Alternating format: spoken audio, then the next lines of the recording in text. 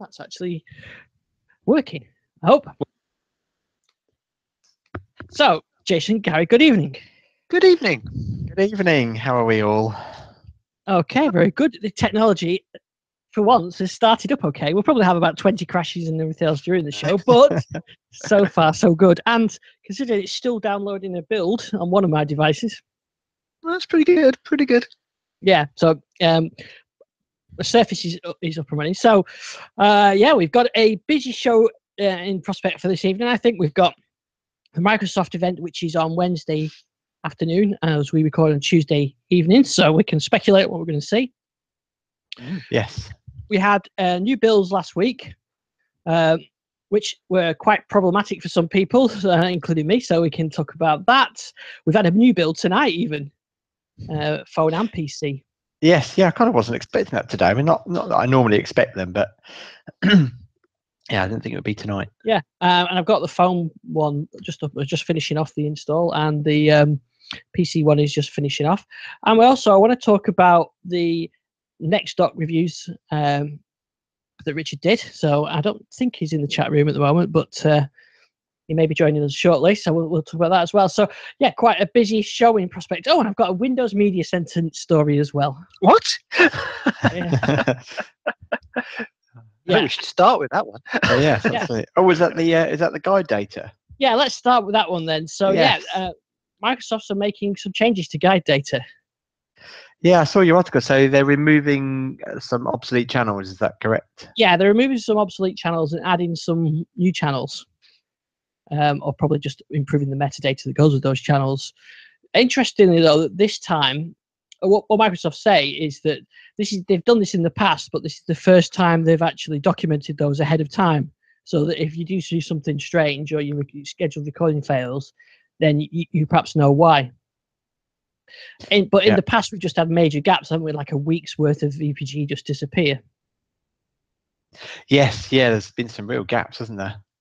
Now, I just wondered whether this is related or that's not. I don't know. But in the past, for anybody that doesn't remember, if you had Media Center and you get, was it 4 weeks guide data or was it 2 weeks? I can't remember now. 2 weeks? It used to be 10 days, didn't it, over the air? That's right. Yeah. And then whatever else in the guide. Yeah. Now, and what happened occasionally was it would just stop at a certain date, so the guide data would, the amount of remaining time would get shorter and shorter until you've no guide data, and then it would sort of pop back up again. But anyway, this is a European-only change.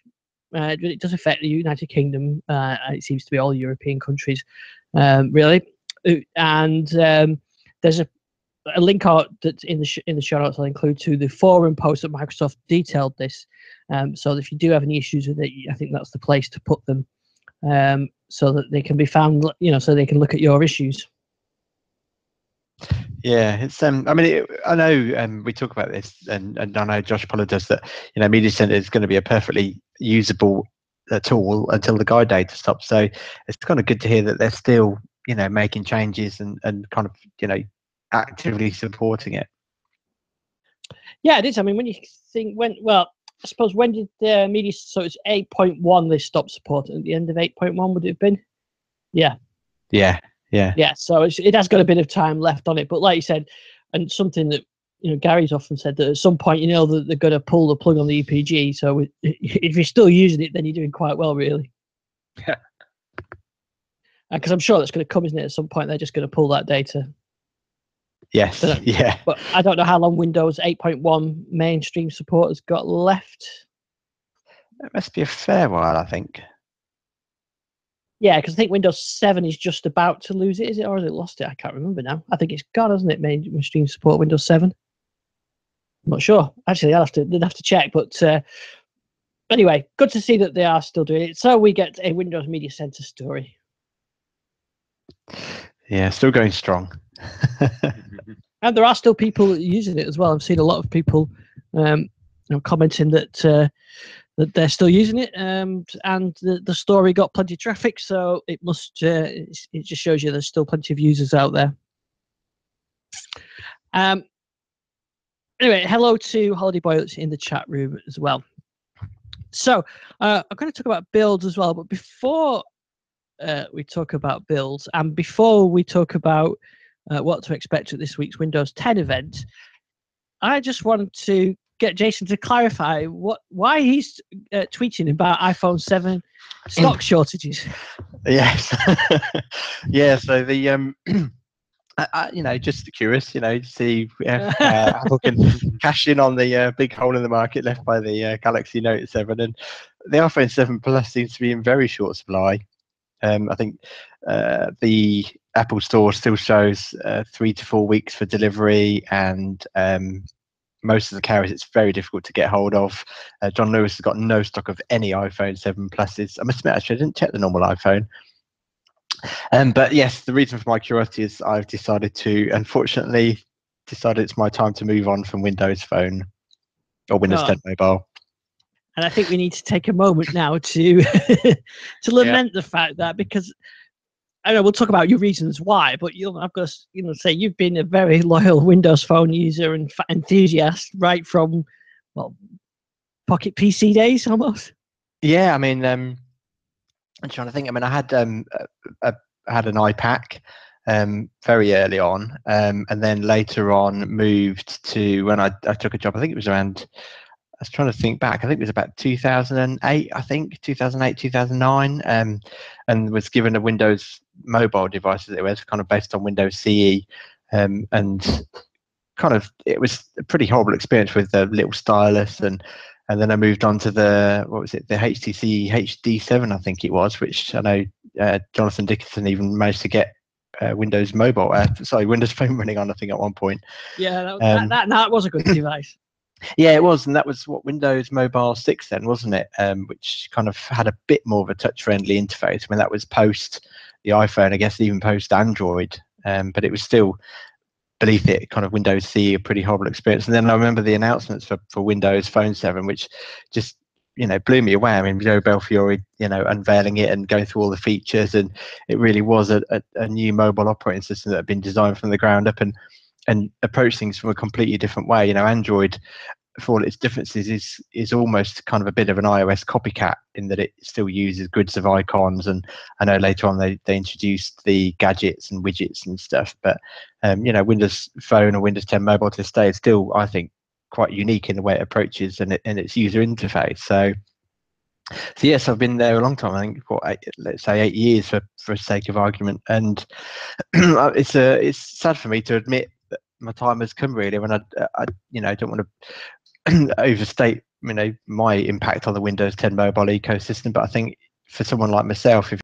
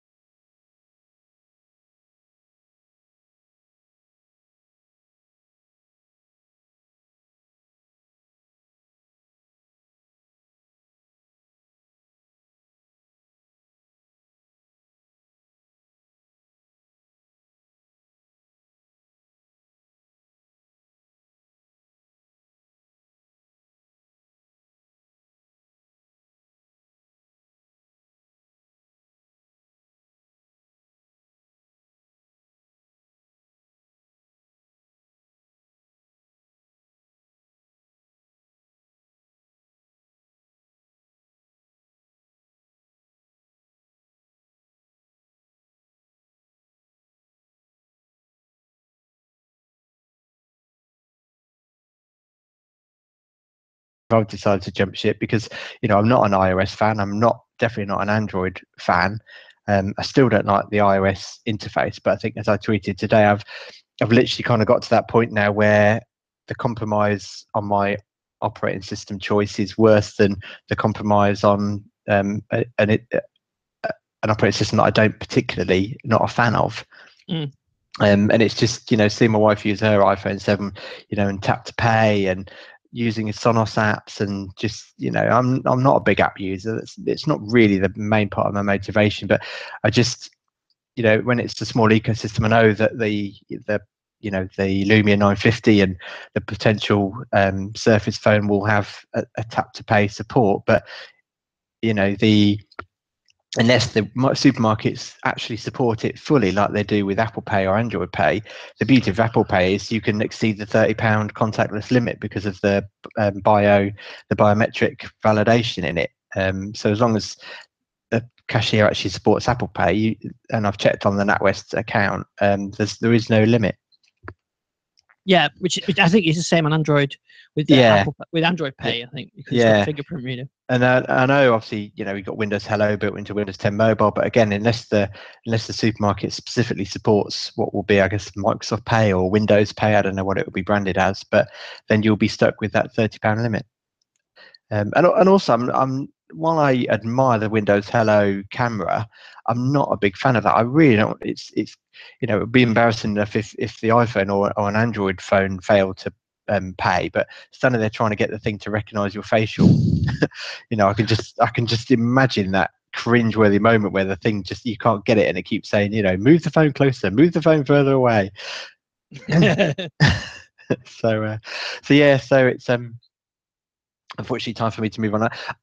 You're probably surprised actually that I'm looking for a Plus, but the reason being that, exactly, the iPhone 7 that my wife's got, it feels too small, and it's the same, well, relatively a bit smaller than my 930 in terms of size, because I think it's a 4.7-inch screen, isn't it, compared to the 5-inch screen of the 930, and it just feels a bit too small. So the reason why I've gone for the Plus is for that, partly that reason, but also my wife's thinking that she actually might have preferred the bigger phone, so we may actually end up swapping. So it's kind of, it's an opportunity for me to have the best of both worlds. I can try the Plus, and if I take to it, I'll probably hang on to it, and if I don't, there's still an opportunity that if my wife prefers it, we might swap, or I might just have to compromise on the size till it's time to renew once again. But I think I'll probably be okay, particularly with the thinness of the device. I think it should be okay.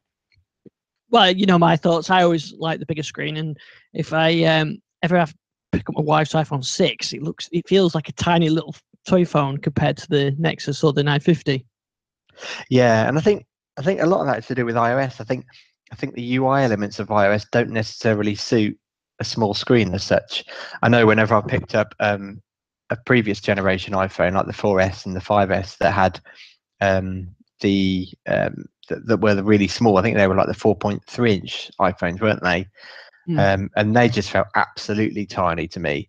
There's just no way I could consider using one of those devices. So having played around with an iPhone 7, it just feels that little bit too small. I think if the iPhone 7 was a 5-inch device, same as the 913, I think that would be fine.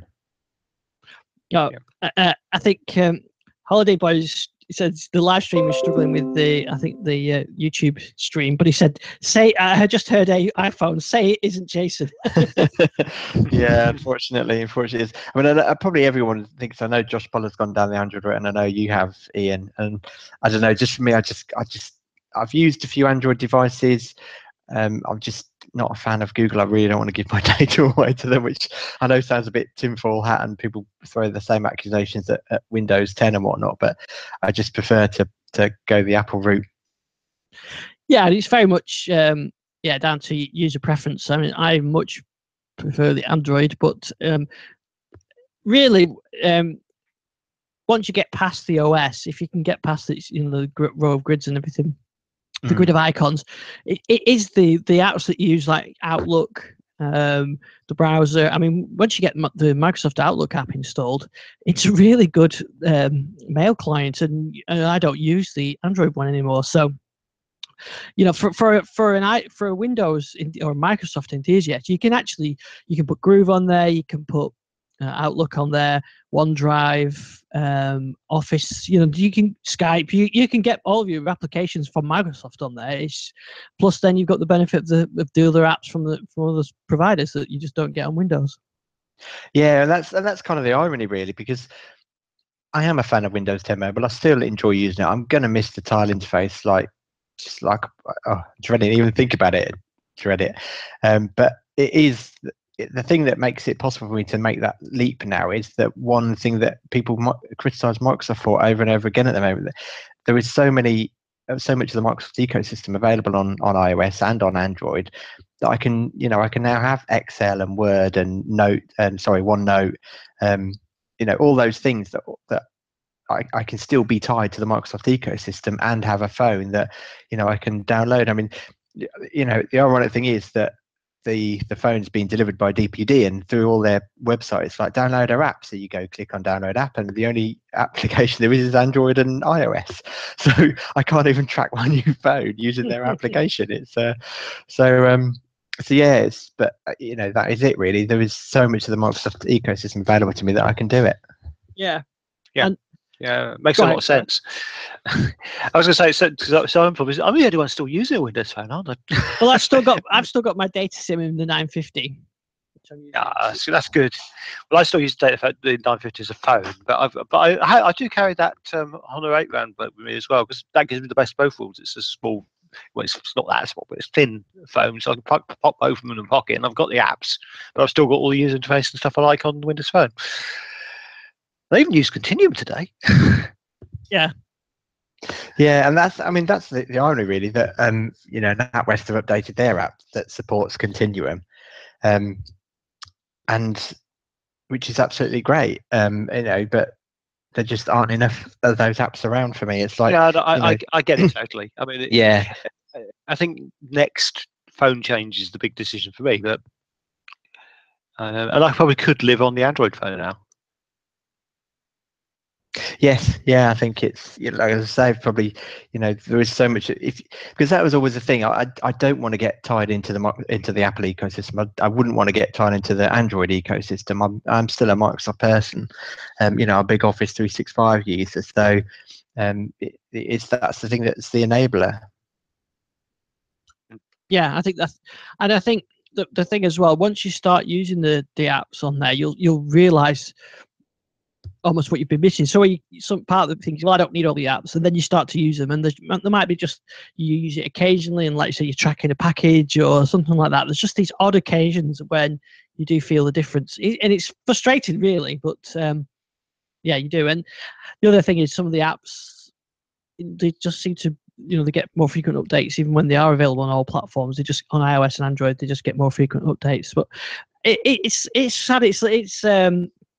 It's like a band. You feel like you kind of your chosen platform is being left to die, and it's it's the not necessarily because it's a worse technical solution.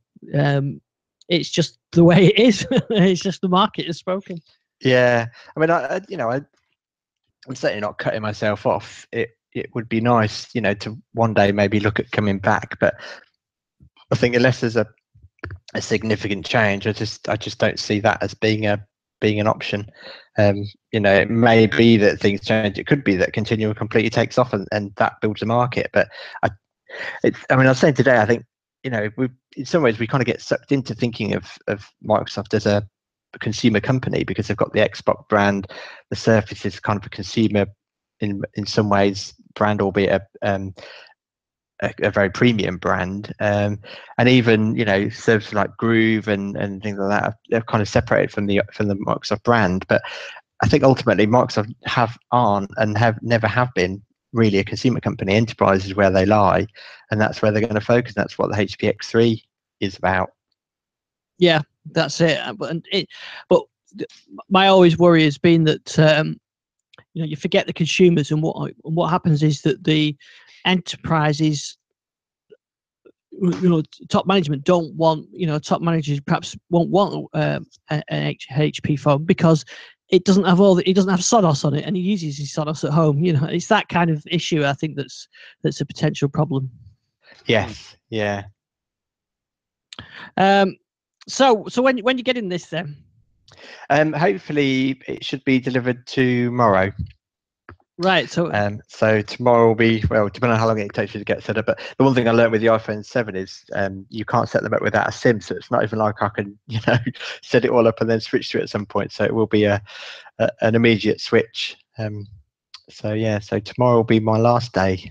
I'm going to keep the 930 ramp, although my eldest son, who's currently got the 650, I think it is, he's already asked for first dibs on my 930. So it's just still going to be a Windows Phone family.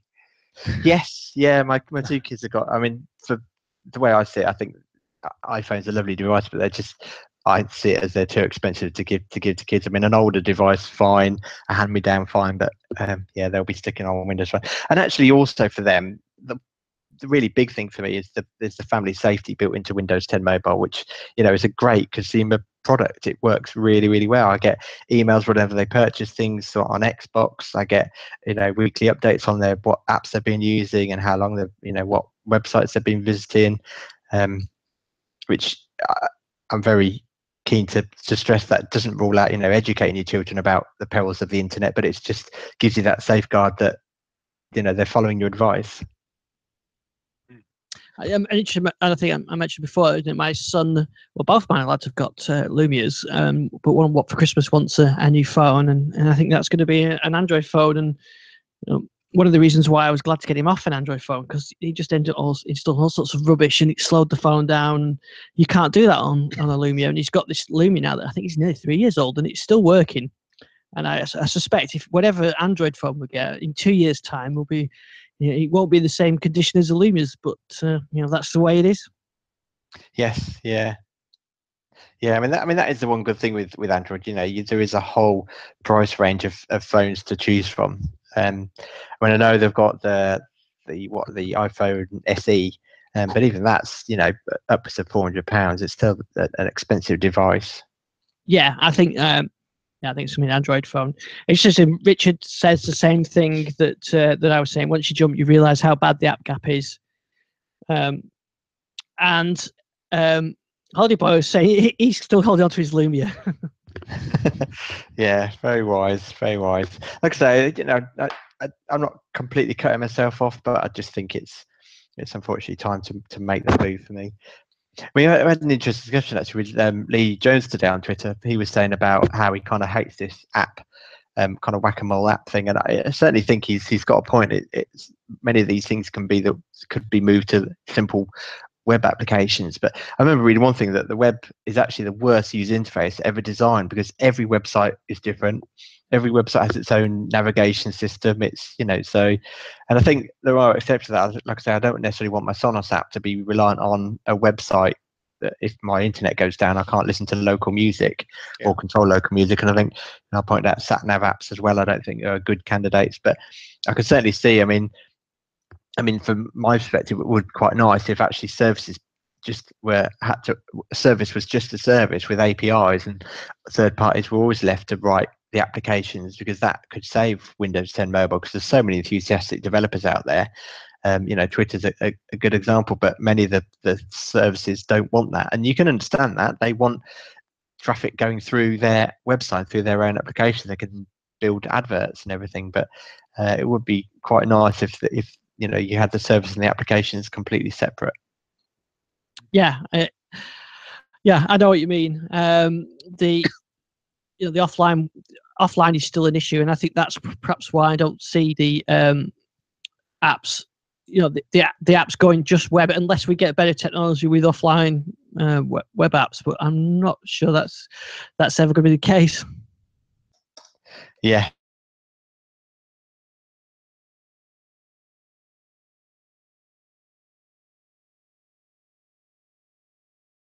Audio in case because of the dropouts. I've just checked the bandwidth. It's not a bandwidth issue, so it must be a Google issue.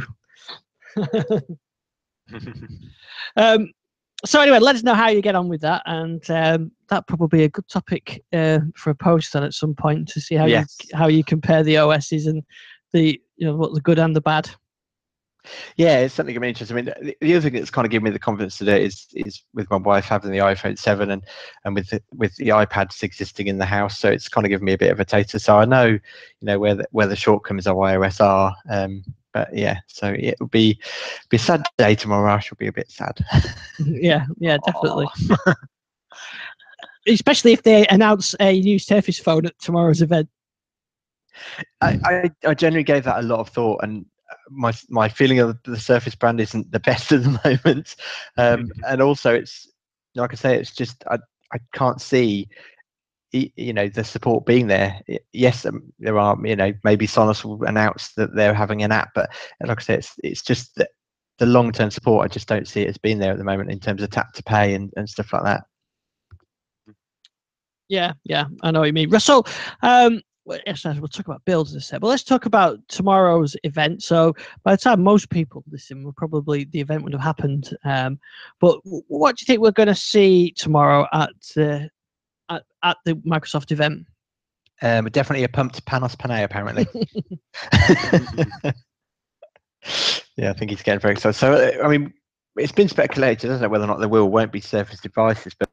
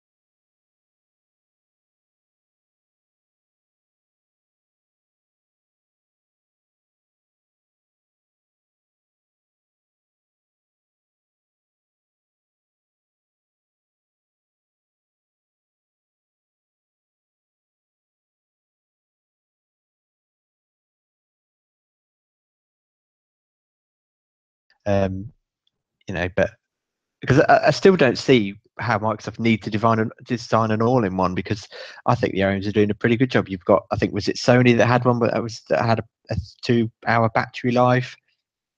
You kind of lug the thing around it with a touch screen. As much as we knock some of the original kind of laptop and 2-in-1 designs compared to what Surface brought to the market, I just don't see what. And actually, rewinding, so the whole reason why the Surface Mini was cancelled is because they decided at the last minute it didn't bring any innovation to that market, to that space. So I don't see what the difference with the all-in-one is. No, it's an interesting what they're going to be offering, and it could be that it's just something. It's got something else. There's been sort of rumors about maybe it's a home hub or something like that that ties it all together. Sort of Microsoft Service using Cortana, but I'd love to see that, but I just can't see that because it doesn't fit in with their productivity sort of mantra. So I'm not really sure. No, sorry, go on, Gary. Sorry, I think we're going to see tools for drawing. I think we're going to see stuff for CAD and for artists and people like that. Because they've got a Surface Dial trade name as well. Yeah, so Surface Dial looks like it's similar to some of the people like Wacom. They've got these controllers that artists use to get around, to control things quickly, switching between brushes and things without having to take their hands off the paper screen effectively. I think there's a lot of that move, and I could see that's where I could see the all-in-one fitting into as a desktop for those sort of environments. Yeah. I mean, I know there's been some talk about a potential hub device like an Alexa or I can't remember what's Google's version. Is it Google Home? It's Google Assistant. Yeah. Google Assistant. Yeah. The Google Home, isn't it? Yeah.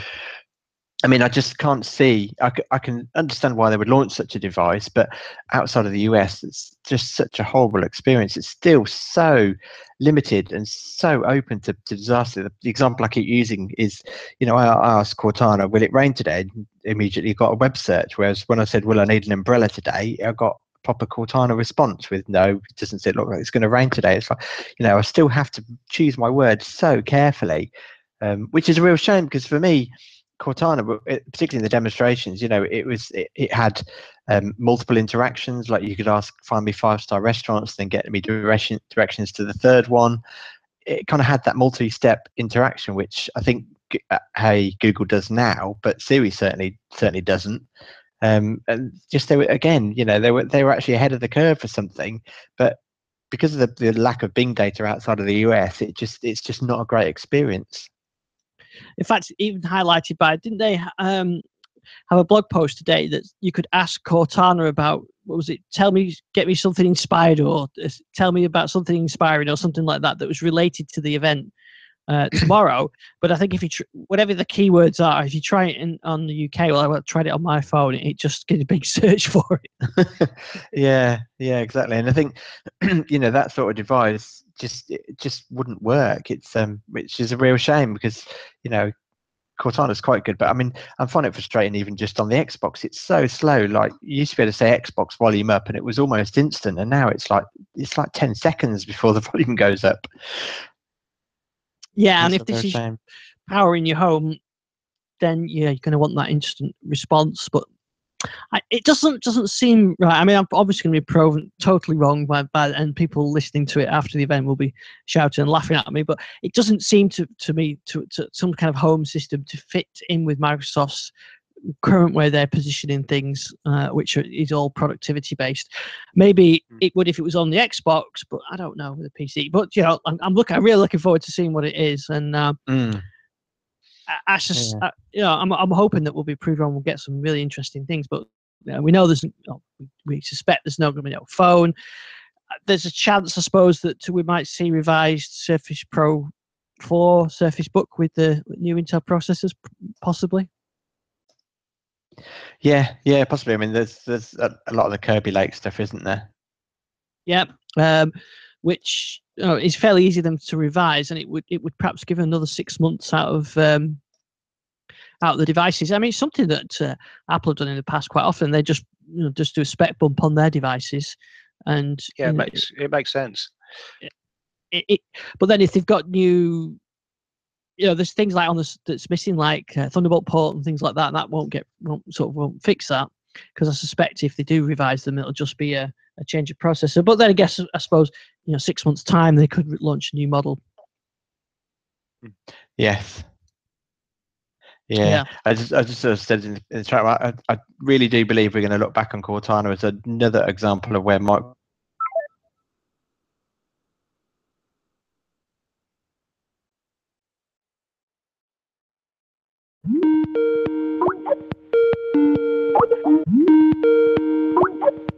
and will be into the market where they, it could have been.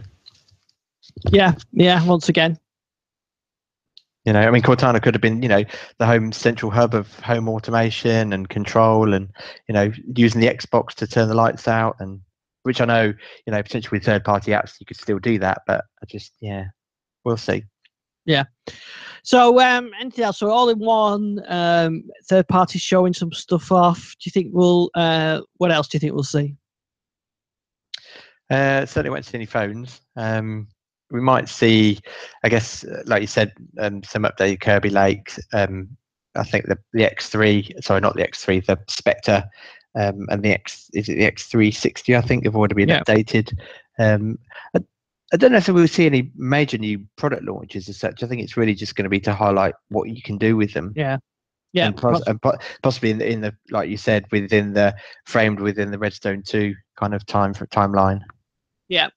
So, I'm looking forward to seeing it. I'll be trying to follow along at Twitter if I possibly can, and I'll get a blog post up that I'll link to in the show notes, so you can laugh at what we predicted when they launched the Surface phone and everything else. Now, the other thing we we had new builds last week and new builds this week as well, which is a little earlier this week, as we said. But let's first talk about last week's build. There wasn't a lot of features, but there was quite a lot of issues with this. Yes. So I'll talk about the features really. For the Windows side, there was just a little bit of changes in Windows Ink with a little protractor kind of compass type thing. They've done a lot of work with the precision touchpad, haven't they? They've been adding a lot of settings to that. Yes, yeah. Which works quite nicely on the Surface Pro 3. So there's new settings. I think there's even a little recorder now, isn't there? So you can do advanced gestures and record your own key combinations. Yeah, I mean, that's definitely a very advanced feature, I think. Yeah, I'm not sure I'd use it for much, but it's Yeah, but actually, I was thinking I probably would, actually, because one of the things I do quite a lot with video editing is in the video editor is a split point, and you use Control-T, but I could actually create a gesture for that. Same when I'm doing the audio editing. So it's that kind of thing. So that's quite good to see. And I think they added a couple of changes with Windows Ink. There's a new version of Ubuntu in there, 16.04. And there was quite a lot of fixes in there. On the mobile side, there were no changes at all, apart from updated apps. And a lot of things didn't work, like Groove signing in. The feedback hub didn't work, and there was quite a lot of known issues on that. But that wasn't the worst known issues. Did you? I don't know. You've actually got devices to try. Did you try to get this build installed? I've got it downloaded to a VM. I haven't actually managed to complete the installation. Well, the on mobile, it just was sticking at 0%. Oh, on the previous one, yes, there was a few workarounds, wasn't there? But yeah, and it would just stick at 0%, and it just stick there, and it would take a week, and it would still be there. And the workaround was really odd. It was put you into airplane mode, move your date forward a week, to manual dates, and move it forward a week, take it back out of airplane mode, reboot, check for updates, it would fail, go back into airplane mode, put the date right, put back out of airplane mode, reboot, check for updates, and eventually it would come through.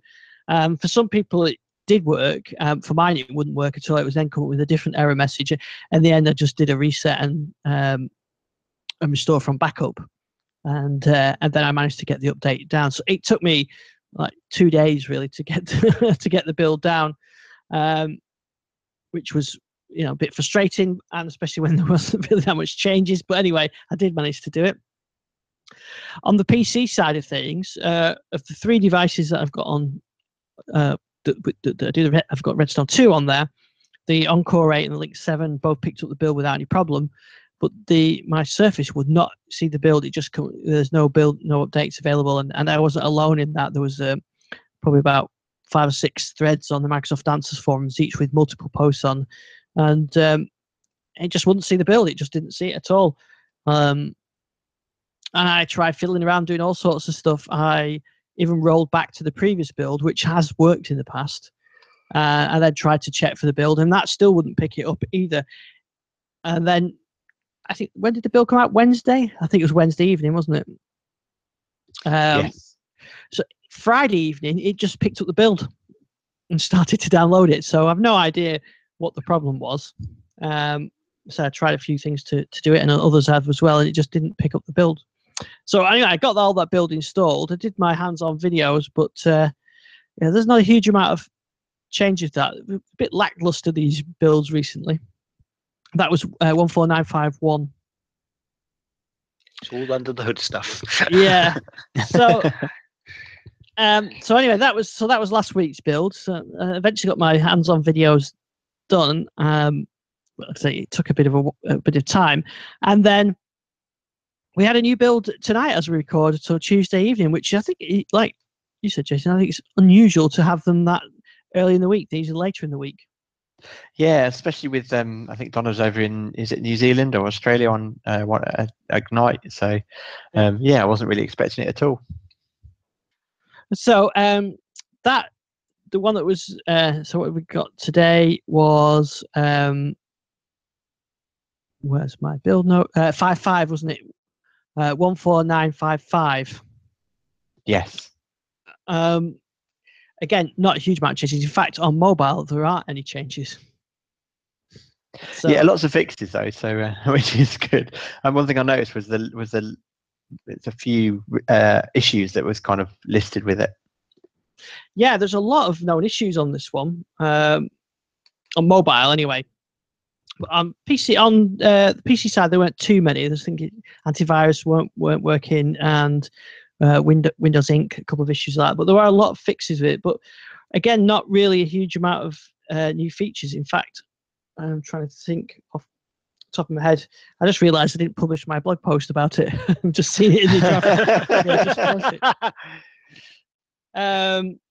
Yeah, so the mail and calendar app, you can do open a new window, but of course that's not tied to the build, but they do call out that. And they've done some work with the protractor, and they've fixed the issue signing into the feedback hub and Groove, and they fixed issues with the touchpad as well. So again, not a huge amount of changes, but interestingly, or not so interesting, depending on your point of view, I struggled to get this build going again on my 1520. It saw the build straight away and started downloading it. On my 950 XL, it wouldn't see the build; it just said you're up to date. So I changed the date, added a week to the date, which is part of the solution last time, and it saw the build straight away. So I just changed the date back, and it's carried on downloading and installed. And that's how I got it on my Surface Pro 3 as well. I changed the date a week in the future. It saw the build, changed it back, and it carried on downloaded. So How odd. There's something odd going on with the delivery of these updates. Maybe they're staggering the date, something like that. So if maybe there's some kind of algorithm in there that says if you've just had a new build and it's been less than X amount of days, then don't download the next build or something like that. They don't say they've done that, but I can't see why changing the date would make a difference apart from it's to do with metadata and certificates. So I don't know.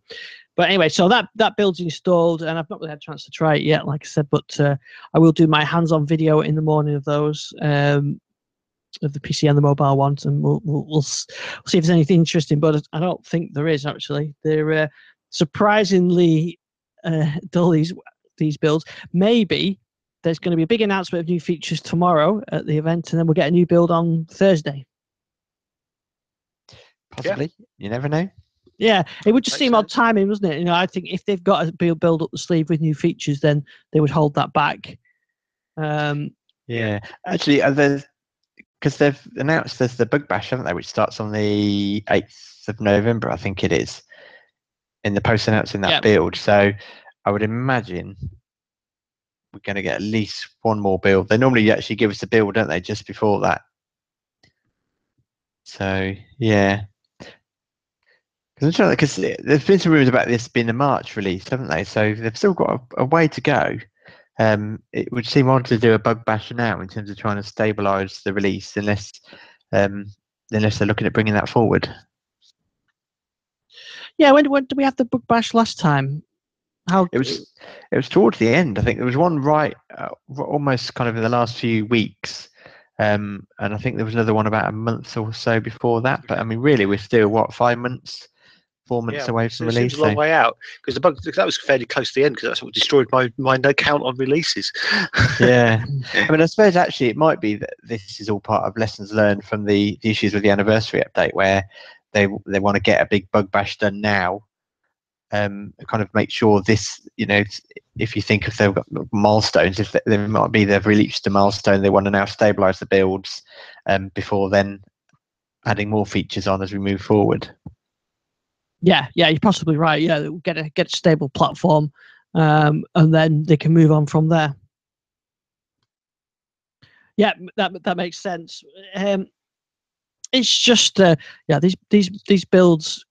I was hoping for a bit more features, but like I said, maybe they'll come. I do like some of the changes they've done, like the changes to the start menu and some of the bits and pieces. But it's not got to the stage yet where, like it was close to the to the anniversary release where you want to get it on your other devices because you're missing features. It's nowhere near anything like that yet.